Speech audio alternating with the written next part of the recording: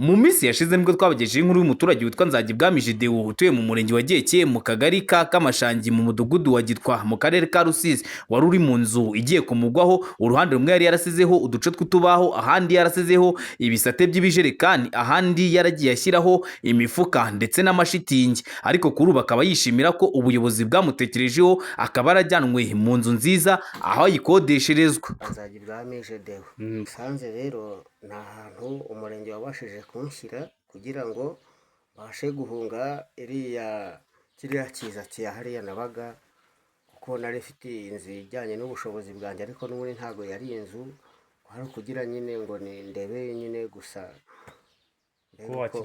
ko ntakiri kode muri kode, kubera ko nkabona ikode nta kintu mbona mfite cyo kuyishyura, biba ngombwa yuko nyine nza kwihisha mu butaka bwanjye, ngerageza kubaka iriya nzu. Ariko iriya nzu nubwo nyine itari inzu, ariko umurenge wabashije kubona yuko nyine hari ikibazo gikomeye, inshakira ubufasha, inkodeshereza aha ngaha niho ndi.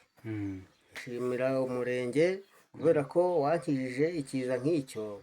Nari mfite umuryango wakagombye guhura n'ikibazo n'ingorane kubera iriya mvura, kandi nanjye ubuzima bwanjye bwari kuhagendera. Ni ukuvuga ngo yaramfashije, bimpaye ahantu ngomba kuba ndi, kandi ndumva ahantu ndi nta kibazo hafite, ni hazima mbega kurenza aho narindi, aho yasanze. Yuko nyine umunyamakuru avuye hariya, ubwo ni ukuvuga ngo uko hari hameze bahise ko bahasenya, kubera ko nyine yari inzu itari inzu, itagaragara ko ari inzu, nyine bahita ko bayikuraho. Bamaze kuyikuraho babona ko nyine yari no kuzanangwaho, nyine tugahura n'ingorane, bagerageza gushaka ubufasha bwo kunkodeshereza ahantu nakagombye kuba mpenge ku musaya. Bararyama nta kibazo bafite, nta nubwo bahura n'imbeho nk'uko bahuraga n'imbeho, nta mvura ikibanyagira nk'uko yabanyagiraga tukiri hariya. Mbega ndumva nishimira yuko bafite umutekano usesuye kuko babona aho baryama. Ndayishimira yuko yabashije kunsura ikankura, igatuma mbega abantu babona, abayobozi babona yuko ndi ahantu habi, bikabasha gutuma babasha kubona ukuntu banshakira ubuvugizi n'ubufasha, bigatuma mbasha kuba ndi ahantu hezima gutyo. Ubu ngubu icyo mbashimira.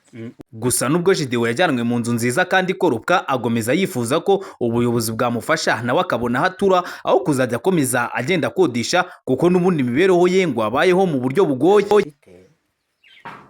Ndashaka yuko byibura nanjye nagira ahantu naba, kandi nta bushobozi mfite bwo kuba nakwibonera aho mba pe, kuko no kurya birangora cyane. Ubu nyine ni pari hazari, mbega ni kuri chance. Tuganira n'umunyabanga nshingwabikorwa w'umurenge wa Giheke Ngamije Ildefonse, yatubwiye ko hakiri gushakishwa ubushobozi kugira ngo Nzagibwami abe yashakirwa inzu aturamo, ariko ko babanje kumufasha iby'ibanze, bakamushakira aho yaba agiye, kubera ko aho yari ari ubuzima bwe bwari buri mu kaga. Yego, ibyo birumvikana, ariko nk'uko n'abandi bafashwa, ubushobozi bugenda buboneka, kandi mu barakodesherejwe, agomba kubaho ko nawe yazafashwa kubona icumbi. Hakizimana Jean Paul, B+ TV, mu karere ka Rusizi ho mu murenge wa Giheke. Kuri uyu wa mbere tariki 9 Werurwe 2026 ku rwunge rw'amashuri rwa Rwankuba hatangirijwe ibikorwa by'inzego z'umutekano by'umwaka 2026 mu rwego rwo guteza imbere imibereho y'abaturage n'ibikorwa by'amajyambere, aho ibi bikorwa byatangijwe hashyirwa ibuye ry'ifatizo kuri iki kigo cy'amashuri ahazubakwa ibyumba by'amashuri, aho umuyobozi mukuru wungirije wa polisi y'u Rwanda Deputy Commission General Jean Chantal Ujeneza yavuze ko ibi bikorwa bikorwa kugira ngo akomeze gukazwa umutekano biciye mu kubona aho abana b'u Rwanda bigira heza, ari nayo mpamvu batangirije iki gikorwa kuri iki kigo cy'ishuri. Iki ingabo z'u Rwanda na polisi y'u Rwanda baza muri ibi bikorwa, noneho bakanahitamo kuza kongera ibyumba by'amashuri ku ishuri, bakaza n'abafatanyabikorwa Minedike, umujyi wa Kigali n'abandi bose, inzego za leta ndetse n'abikorera, tugatekereza ngo reka iri shuri turyongerera ubushobozi.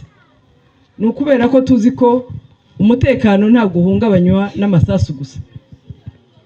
Umutekano nibyo uhungabanywa n'amasasu, ariko iyo mureba ingabo z'igihugu zacu zifite imbaraga, n'ubushobozi bwo gukumira uwashaka kudutera akoresheje ayo masasu.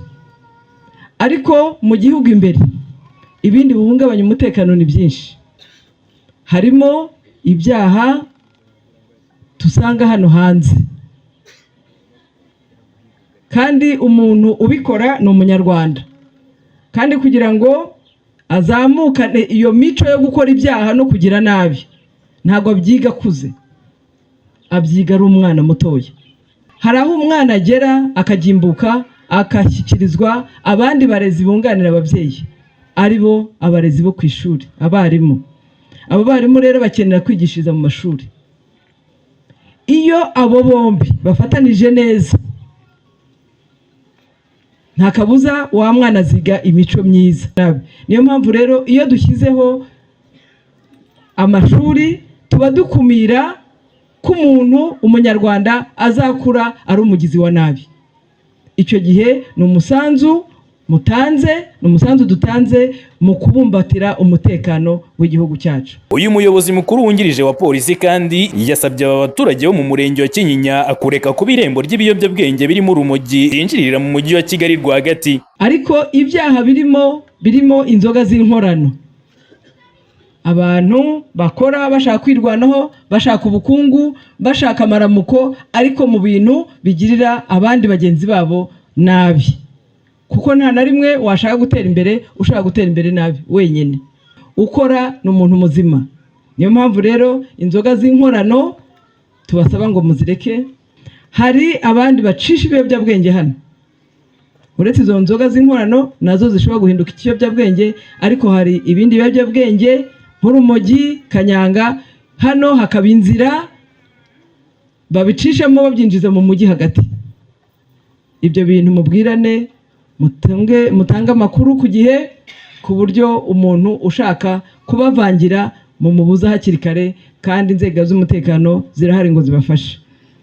Hano kubera nyine za nzoga z'inkorano haba ibintu byo gukubita no gukomeretsa byinshi cyane, haza n'ibindi bishamikiyeho, ariko ibyo nibyo binini tubona bituma abantu ubona bafite ubujura, barashikuza abantu bigendera mu muhanda. No muhango witabiriwe na Minisitiri w'Uburezi, umuyobozi w'umujyi wa Kigali, umuyobozi mukuru wungirije wa polisi y'u Rwanda. Umuyobozi w'umujyi wa Kigali yavuze ko ibi byumba by'amashuri bigiye kubakwa kuri iki kigo ari inyunganizi mu iterambere ry'uburezi. Ashima ingabo z'u Rwanda mu bikorwa byinshi izi ngabo zikora.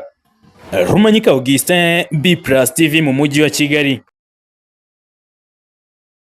Kuri uyu wa mbere tariki 9 Werurwe 2026 ku rwunge rw'amashuri rwa Rwankuba hatangirijwe ibikorwa by'inzego z'umutekano by'umwaka 2026 mu rwego rwo guteza imbere imibereho y'abaturage n'ibikorwa by'amajyambere, aho ibi bikorwa byatangijwe hashyirwa ibuye ry'ifatizo kuri iki kigo cy'amashuri ahazubakwa ibyumba by'amashuri. Aho umuyobozi mukuru wungirije wa polisi y'u Rwanda Deputy Commission General Jean Chantal Ujeneza yavuze ko ibi bikorwa kugira ngo hakomeze gukazwa umutekano biciye mu kubona aho abana b'u Rwanda bigira heza ari